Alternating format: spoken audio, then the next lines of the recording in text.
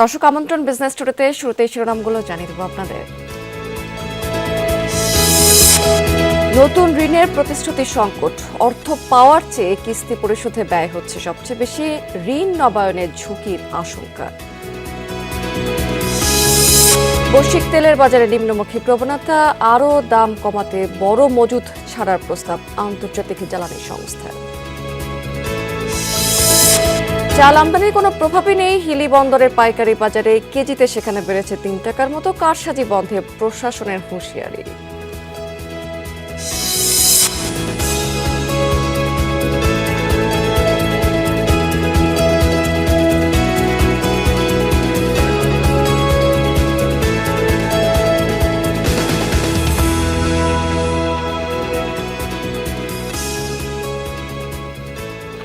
এতক্ষণ শিরোনাম দেখছিলেন, এবার চলে যাচ্ছে পুরো খবর এবং পুরো সময় জুড়ে আপনাদের সাথে থাকবো আমি রাবেয়া স্মৃতি। অর্থ বছরের প্রথম 7 মাসে নতুন কোনো ঋণের প্রতিশ্রুতি দেয়নি কয়েকটি দেশ। তালিকায় রয়েছে ভারত, চীন, রাশিয়া এবং জাপান। বহুজাতিক সংস্থা হিসেবে একই প্রবণতা দেখাচ্ছে এশীয় অবকাঠামো উন্নয়ন ব্যাংক AIIB। তবে আগের নেওয়া ঋণের অর্থচাপ চলছে। অর্থনীতিবিদরা এই প্রবণতাকে নেতিবাচক হিসেবে না বললেও ঋণের ব্যাপারে সতর্ক হতে বলেছেন নতুন সরকারকে। আশঙ্কা, রাজস্ব আদায় না বাড়লে ঋণ নবায়নে ঝুঁকি আরও বাড়বে। উন্নয়ন প্রকল্পের জন্য বিদেশি ঋণ নেওয়া বাংলাদেশের দীর্ঘদিনের রেওয়াজ। গত ১.৫ দশকে এই প্রবণতা ছিল সবচেয়ে বেশি। এ সময় অসংখ্য ছোট বড় অবকাঠামো তৈরি হয়েছে, তার সাথে পাল্লা দিয়ে বেড়েছে বিদেশি ঋণ। ২০০৯ থেকে ২০২৪ এই ১৫ বছর ধার করার প্রবণতা বাড়ে প্রায় ৪ গুণ। সেসব প্রকল্পের অনেক কাজ শেষ না হলেও এখন ঘনিয়ে আসছে বিদেশি ঋণের কিস্তি পরিশোধের চাপ। অর্থনৈতিক সম্পর্ক বিভাগ ERD সবশেষ প্রতিবেদন বলছে, চলতি অর্থবছরের প্রথম 7 মাসে ঋণ ও অনুদান এসেছে $264 কোটি। একই সময়ে কিস্তি দিতে হয়েছে $267 কোটি বেশি। এর মধ্যে সুদ প্রায় $89 কোটি। তার মানে দেশের মোট রপ্তানি আয়ের প্রায় 16% এখন বিদেশি ঋণের কিস্তি পরিশোধে খরচ হচ্ছে। প্রকল্পগুলো সঠিক সময়ে বাস্তবায়ন করতে পারেনি বলে কোনো রিটার্ন আসেনি। আমার দেশ এগিয়েছে, অনেক প্রকল্প আমরা করেছি, কিন্তু আমার রাজস্ব আহরণ বাড়ছে না। তার মানে আমার ঋণ ফেরত দেওয়ার ক্যাপাসিটি সরকারের বাড়েনি। সুতরাং যে ফিজিবিলিটি স্টাডিগুলো হয়েছে সেটার মধ্যে কোনো গলদ আছে কিনা। 2026-27 সালগুলো কিন্তু যতটা আমরা বৈদেশিক সহায়তা পাবো তার চাইতে বেশি আসলে বৈদেশিক ঋণ পরিশোধ করতে চলে যাবে। আবার দেশের অভ্যন্তরীণ যে ঋণ রয়েছে, ব্যাংক ব্যবস্থা থেকে, বাংলাদেশ ব্যাংক থেকে যে ঋণ নিয়েছে এবং ট্রেজারি বিল যেগুলো, বন্ড যেগুলো ছেড়েছে, তো সেটার কারণে তো অনেকগুলো দায় তৈরি হয়েছে সরকারের উপরে, তো সেগুলো শোধ করতে হবে। অন্তর্বর্তী সরকারের আমলে প্রকল্পের জন্য কোনো উন্নয়ন সহযোগী কিংবা দেশের সাথে উল্লেখযোগ্য চুক্তি হয়নি। ফলে গত বছরের তুলনায় ঋণের প্রতিশ্রুতি কমেছে $8 কোটি। যদিও আগের চুক্তি অনুযায়ী সবচেয়ে বেশি অর্থ ছাড় করেছে রাশিয়া, সংস্থা হিসেবে এগিয়ে বিশ্বব্যাংক ও ADB। এরপরই আছে চীন, জাপান ও ভারত। সংশোধিত বাজেটটাও গুরুত্বপূর্ণ, পরবর্তী বাজেটটাও গুরুত্বপূর্ণ। তখন আপনি বুঝতে পারবেন যে আমরা যেটাকে বলি ফিসকাল স্পেস, আসলে সরকারের কতখানি আর্থিক সক্ষমতা আছে। কারণ কিছু খরচ আপনার কিন্তু করতেই হবে, ঋণের পরিষেবা তার মধ্যে একটা। সরকারের দিক থেকে নির্দেশনা দিতে হবে যে পরিস্থিতি যেমনই হোক না কেন আমরা যেন কর পরিশোধ করি, এবং এই কর পরিশোধ করার জন্য যদি কোনো নীতিগত পরিবর্তন করতে হয়, যে বিজনেসম্যানদের যে ফ্লেক্সিবিলিটি দিতে হয় সেই দিতে হবে, তবে একই সঙ্গে করের আওতাটা বাড়াতে হবে। গ্রামে গঞ্জে তো এখন অনেক ব্যবসা বাণিজ্য আছে। গত অর্থ বছরে বিদেশি ঋণের কিস্তি পরিশোধে $7 বিলিয়ন খরচ করে বাংলাদেশ। তৌহিদ হোসেন, যমুনা নিউজ, ঢাকা। বিশ্বব্যাপী তেলের দাম কমাতে সবচেয়ে বড় তেলের মজুদ ছাড়ার প্রস্তাব দিয়েছে আন্তর্জাতিক জ্বালানি সংস্থা IEA। মঙ্গলবার এই তথ্য জানিয়েছে দ্য ওয়াল স্ট্রিট জার্নাল। মধ্যপ্রাচ্যে চলমান যুদ্ধ পরিস্থিতি এবং তেলের বাজারে এর প্রভাব পর্যালোচনায় মঙ্গলবার বৈঠক করে সংস্থাটির 32 সদস্য দেশ। বুধবারের মধ্যে এই বিষয়ে নিজেদের সিদ্ধান্ত জানানোর কথা সদস্য দেশগুলোর। কোনো পক্ষের আপত্তি না থাকলে এই প্রস্তাবটি গ্রহণ করবে আন্তর্জাতিক সংস্থা। 2022 সালে ইউক্রেন রাশিয়ার সংঘাত শুরু হলে রিজার্ভ থেকে 182 মিলিয়ন ব্যারেল অপরিশোধিত তেলের বাজারে ছেড়েছিল সংস্থাটি। ধারণা করা হচ্ছে যে এবারে সেই রেকর্ডও ছাড়িয়ে যেতে পারে।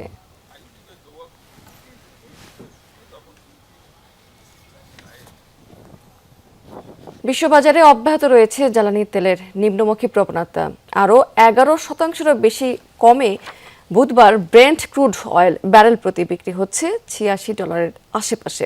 একদিন আগেও মঙ্গলবার অপরিশোধিত তেলের দাম ছিল ব্যারেল প্রতি $94 পর্যন্ত। ওই দিন বিকেলেই তা কমে নেমে আসে $82।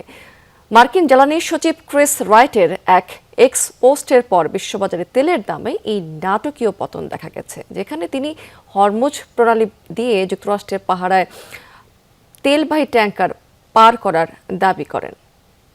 পরে এই পোস্টটি সরিয়ে নিলে তেলের মূল্য $86 উঠে আসে। পরে বিশ্বব্যাপী তেলের দাম কমাতে আন্তর্জাতিক শক্তি সংস্থার সবচেয়ে বড় তেলের মজুত ছাড়ার প্রস্তাব দিলে স্থিতিশীল হয় জ্বালানি মূল্য। যুক্তরাষ্ট্র, ইসরায়েল এবং ইরানের মধ্যে যুদ্ধ শুরুর পর প্রতি ব্যারেল ব্রেন্ট ক্রুড অয়েলের দাম পৌঁছেছিল প্রায় $120।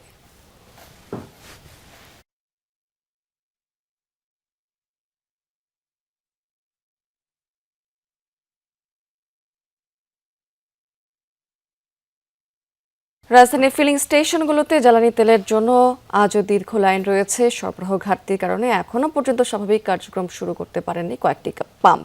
সকালে তেল নিতে এসে দীর্ঘ সময় অপেক্ষা করতে হচ্ছে মোটরসাইকেল এবং গাড়ির চালকদের। কেউ ফজরের নামাজ শেষে, কেউ বা সেহরি খেয়েই এসে দাঁড়িয়েছেন দীর্ঘ এই লাইনে। গভীর রাতেও লাইন ধরেছেন কেউ কেউ। পাম্পের কর্মীরা বলছেন যে কিছুটা স্বাভাবিক হতে শুরু করেছে তেলের মজুত, তবে সরকার নির্ধারিত পরিমাণ মতোই সরবরাহ করা হচ্ছে জ্বালানি তেল। চালকরা বলছেন যে ভোগান্তি নিরসনে সরকারকে কার্যকর উদ্যোগ নিতে হবে। কেউ কেউ তেল অবৈধভাবে মজুত করছে বলে অভিযোগ করছেন তারা। আমি ন্যূনতম অন্ততপক্ষে 500 থেকে 600 টাকার তেল যদি পাইতাম তাহলে আমি আর আসতাম না। এখন হয়তো বা কারো মজুত করছে, তারা কারণে তেল কমিয়ে দিচ্ছে। রিখে এখানে এসে নামাজ পড়ছে, এখন ওই সময় লাগে দেখে আগে চলে আসছে। সরকার যেহেতু বলছে যে তেলের সমস্যা নাই, তারপরেও আমরা বের হয়ে দেখছি যে কিছু কিছু পাম্প, যেমন আমি মিরপুরে থাকি, মিরপুরের এরিয়াতে সব পাম্পগুলো বন্ধ হয়ে গেছে। দর্শক, রাজধানীর মালিবাগে আমাদের একটি ফিলিং স্টেশনে আছেন আমাদের সহকর্মী সুমাইয়া ঐশী, তার কাছে যাব সেখানকার পরিস্থিতি জানতে। ঐশী, আমরা তো বেশ কয়েকদিন ধরে এই সংকটটি আসলে দেখতে পাচ্ছি, আজও কি আসলে ফিলিং স্টেশনগুলোতে এই চাপ দেখতে পাচ্ছেন কিনা, এবং এই সংকট সমাধানে কোনো ধরনের আশ্বাস ফিলিং স্টেশনে কর্তৃপক্ষদের কাছ থেকে পাচ্ছেন কিনা আপনি? ফিলিং স্টেশন কর্তৃপক্ষ আসলে স্মৃতি বলছেন যে তারা তেল সরবরাহ চাহিদা অনুযায়ী পাচ্ছেন না, এবং গত 2 দিন ধরে তেল সরবরাহ আরও কম পাচ্ছেন বলে তাদের দাবি। কারণ এই যে মালিবাগের যেই ফিলিং স্টেশনটিতে আমি আছি, সেখানে গত 2 দিন ধরে অকটেনের কোনো সরবরাহ নেই, তবে ডিজেল সরবরাহ দেওয়া হচ্ছে। সরকারের নির্ধারিত যেই পরিমাণ, সেই পরিমাণ অনুযায়ী ডিজেল সরবরাহ করা হচ্ছে, তবে গত 2 দিন ধরে অকটেন নেই। এবং এর আগে আমরা উত্তর বাড্ডার একটি ফিলিং স্টেশনে ছিলাম, সেখানে কিন্তু বলা হয়েছিল গত 2 দিন ধরে ডিপো থেকে তেলই দেওয়া হয়নি, ফলে অকটেন ডিজেল কোনোটি তাদের নেই, এবং আজকে বিকেলের পর থেকে সেই সরবরাহ চলবে বলে তারা দাবি করেছেন। এবং এই যে ফিলিং স্টেশন যেটিতে আমি এখন আছি, তারাও বলছেন যে আজকে ইফতারের পর বা বিকেলের পর আসলে লোড হয়েছে ইতিমধ্যেই ডিপো থেকে তেলবাহী যেই পরিবহনটি, সেটি আসতে কিছুটা সময় লাগবে, এবং এরপর বিকেল হয়ে যাবে এই অকটেন সরবরাহ হতে। এবং মালিবাগের যেটিতে ছিলাম আমরা সকালে, সেখানেও দেখেছি যে আজকে বিকেলের পরে তেল সরবরাহ হবে। তারও আগে আরও একটি ডিপোতে আমরা ছিলাম, তারাও বলছেন যে গতকাল বিকেল থেকে বা তাদের কাছে কোনো রকম তেল নেই, আজকে ইফতারের পর হয়তো তারা পাবেন। অর্থাৎ সব মিলিয়ে ভোগান্তি কিন্তু চরমে উঠেছে। তেল সরবরাহ তারা, সরকার বলছে স্বাভাবিক, তবে ডিপো থেকে তেল পাচ্ছেন না এমনটি দাবি তেল পাম্প কর্তৃপক্ষের। তবে চূড়ান্তভাবে ভোগান্তির শিকার হচ্ছেন রাইড শেয়ারিং বাইক। ঐশী, অনেক ধন্যবাদ আপনাকে। বোতলজাত সয়াবিন তেলের সংকটের সুযোগ নিচ্ছেন খোলা সয়াবিন তেলের বিক্রেতারা। প্রতি কেজি বিক্রি হচ্ছে 210 টাকা দরে, নির্ধারিত দামের চেয়ে প্রায় 30 টাকা বেশি দেয়া হচ্ছে সরবরাহ সংকটের অজুহাত। মুদি দোকানগুলোতে বোতলজাত সয়াবিন তেলেরও দেখা মিলছে খুবই কম। রমজানের শুরু থেকে ডিলাররা চাহিদা অনুযায়ী বোতল সরবরাহ করছেন না, ফলে ভোগান্তি বাড়ছে। যদিও ডিলাররা জানিয়েছেন যে কোম্পানি পর্যায় থেকে সরবরাহ কমানো হয়েছে, যার প্রভাব পড়ছে বাজারেও।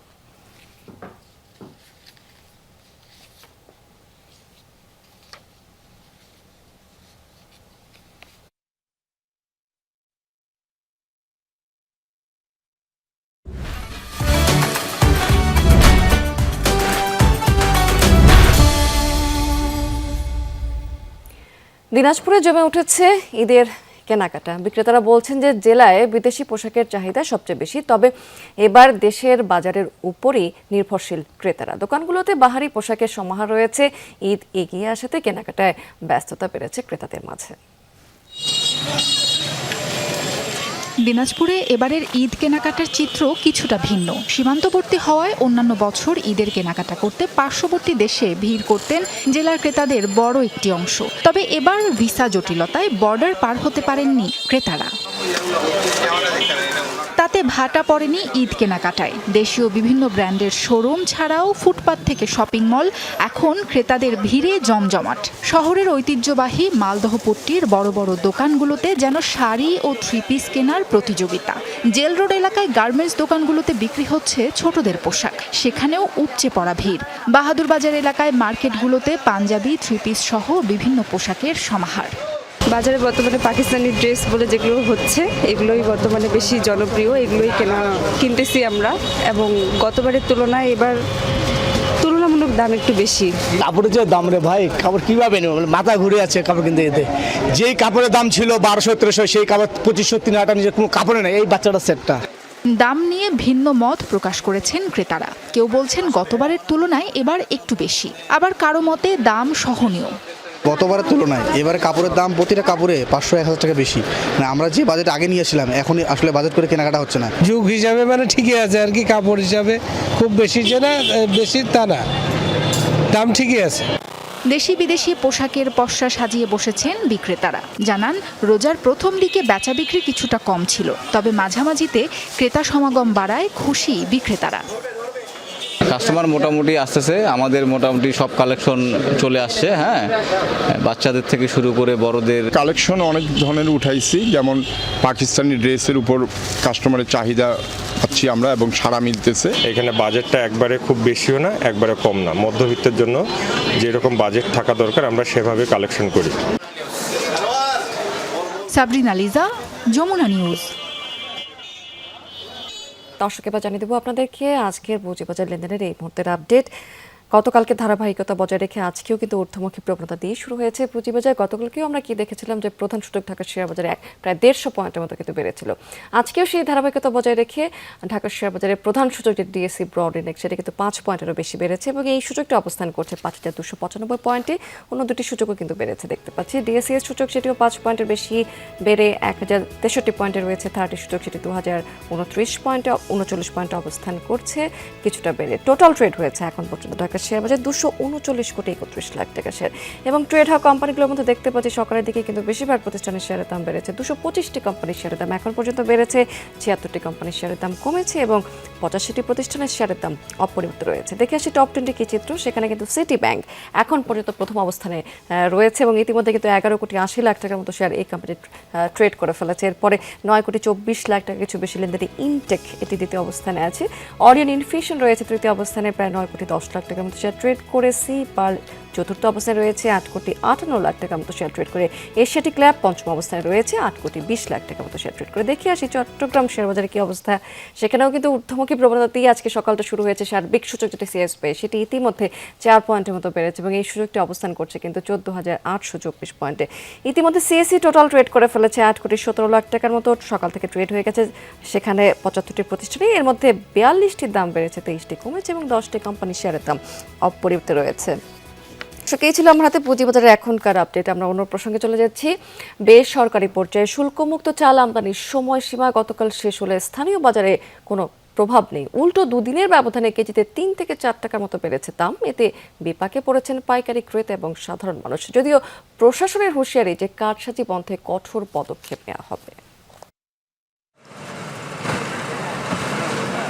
দেশের বাজারে চালের দাম সহনীয় রাখতে গত 19 জানুয়ারি থেকে ভারত থেকে শুল্কমুক্ত চাল আমদানির অনুমতি দেয় সরকার। মোট 232 জনকে 2 লাখ টন চাল আমদানির সুযোগ দেওয়া হয়। তবে আমদানির সুযোগ শেষ হওয়ার পরও বাজারের চিত্র ভিন্ন। সরু জাতের দাম বাড়তে শুরু করেছে। 3 দিন আগে যে সম্পা চাল 61 টাকা কেজি দরে বিক্রি হতো, এখন বিক্রি হচ্ছে 64 থেকে 65 টাকায়। 10 তারিখের পর আমদানি আর হবে না, এই জন্য যারা ইনপুট করে ওরা দাম বেশি চাচ্ছে, মাল ঢুকবে না, এই জন্য দাম বেশি চাচ্ছে। চাউল ঢোকা মানে বন্ধ শেষ দিকে, তো এখন দাম চাচ্ছে 66 টাকা 65 টাকা, এর মধ্যে বেচা কেনা হচ্ছে এখন। 19 জানুয়ারি থেকে 10 মার্চ পর্যন্ত এই হিলি স্থলবন্দর দিয়ে প্রায় 90,000 টন চাল প্রবেশ করেছে। জাতীয় নির্বাচনের কারণে শুরুতে আমদানির গতি ধীর থাকলেও শেষ দিকে প্রতিদিন 3 থেকে 4,000 টন চাল আসে। আমরা যে চাল কিনে বিভিন্ন মোকামে দিব সেটা দিতে পারতেছি না, কারণ বাজারের সাথে খাপ খাচ্ছে না। 4 টাকা 6 টাকা দাম বৃদ্ধির কারণে আমাদের ব্যবসা বাণিজ্য বর্তমানে হচ্ছে না। মাল কিনে নিয়ে যেন কেউ মজুত করতে না পারে, মজুত না করলে দামটা মোটামুটি সাফিসিয়েন্টই থাকবে। পর্যাপ্ত সরবরাহের পরও কেন দাম বাড়ছে তা নিয়ে সাধারণ ক্রেতাদের মাঝে ক্ষোভ তৈরি হয়েছে। তবে প্রশাসন নজরদারি বাড়ানোর আশ্বাস দিয়েছে। চাল মজুত করার কোনো সুযোগ নেই। এক্ষেত্রে আমরা উপজেলা প্রশাসন সার্বক্ষণিকভাবে মনিটরিং করতেছি এবং যদি কেউ মজুত করে থাকে এবং অসৎ উপায় অবলম্বনের জন্য মজুত করে থাকে, সেক্ষেত্রে তার বিরুদ্ধে আইনানুগ ব্যবস্থা গ্রহণ করবো আমরা। কারসাজি বন্ধে কঠোর ব্যবস্থা নেওয়ার হুঁশিয়ারি দিয়েছে স্থানীয় প্রশাসন। কাশফিয়া রুহি, যমুনা নিউজ। দর্শক, এই ছিল বিজনেস টুডে এখনকার আয়োজনে। এতক্ষণ সঙ্গে থাকার জন্য ধন্যবাদ আপনাদের সবাইকে।